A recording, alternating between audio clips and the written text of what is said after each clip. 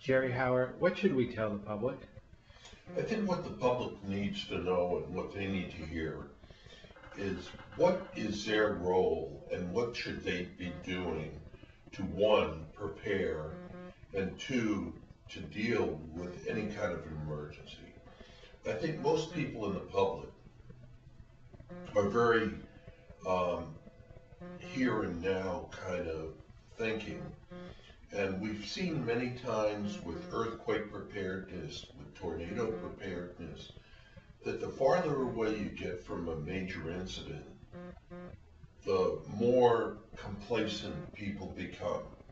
So I think it's important to continue training the public, preparing the public, telling them what they need to have available, but also tell them how they can help each other. One of the most important things to do is take care of yourself and your family, but also deal with your neighbors as well. Make sure they're okay. If you have neighbors that are homebound, that are disabled, if you have neighbors that are elderly, they don't have the capacity very often to evacuate as quickly, to have the preparedness in place that they need. So when you prepare, when you decide to activate your plan because something has happened, whether it's a natural disaster, whether it's hurricanes, tornadoes, flooding, or whether it's a terrorist-related incident, you have to have a plan in place. You have to know where your family is. You have to know how to communicate with your family. And you can't rely on cell phones. They tend to be overwhelmed during most major incidents. And the cell phone infrastructure can very well be knocked out.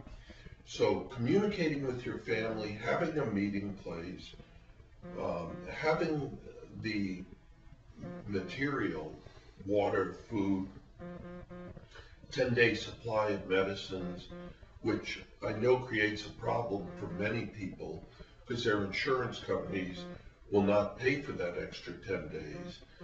But, you know, if you prepare over the course of a year, insurance companies allow you to refill on the 29th or 30th day. So if you take one pill every month and put it aside, you're still getting all your meds, but you're also putting aside that 10-day supply that you need.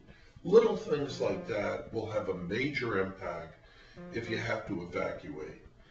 Once you're done preparing and you have a plan in place, you know where your family's going to meet, you really need to think through having extra cash. Cash machines might not work, they might be empty, and having the supplies. Water, first aid kits, a radio that works on batteries, all those things are vital. FEMA and the Red Cross have excellent websites to give you a list of the material. The other thing that I think is critically important is get involved after something happens. People tend to feel helpless after a major incident.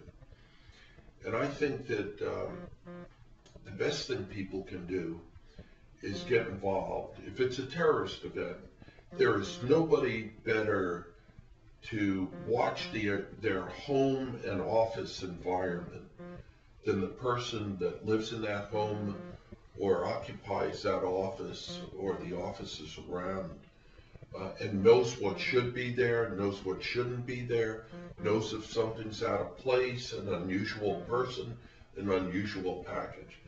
Know your environment and be ready to act or report to the authorities if someone or something looks out of place. Get involved in that way. Don't worry about notifying the authorities. They take it very seriously. There is no risk to you, but it allows you to be empowered to help yourself, your family, your neighbors, and help your local government manage the emergency. Get involved by knowing what to do in your community to help out. Get involved with a CERT team. Get involved in the Red Cross, the Salvation Army, always does a great job. With your local fire department, it might be a matter of just sitting in a fire station, answering the phones, bringing food to the firefighters, to the local police. They'll be working extraordinary hours.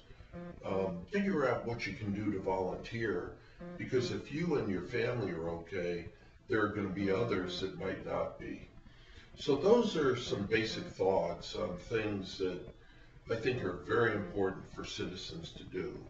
And I think it starts with being prepared all the way up to knowing how to respond, and then helping your neighborhood recover once the incident is over.